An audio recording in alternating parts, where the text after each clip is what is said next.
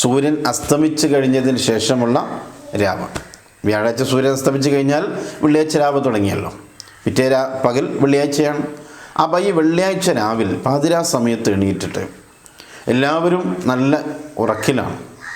ലോകം മുഴുവൻ ഒരു പക്ഷേ ഗാഠനിദ്രയിലായിരിക്കും.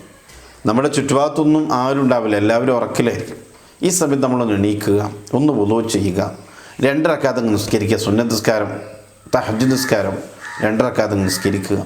നിസ്കാരം കഴിഞ്ഞും അതേ ഇരിപ്പിലിരുന്നിട്ട് സൂറത്തു ത്വലാഖ് 1 തവണ ഓതുക, അല്ലെങ്കിൽ 2 തവണ ഓതുക, കഴിയുമെങ്കിൽ 3 തവണയെങ്കിലും ഓതുക. വെറും 12 ആയത്തുള്ള സൂറത്താണ് സൂറത്തു ത്വലാഖ്.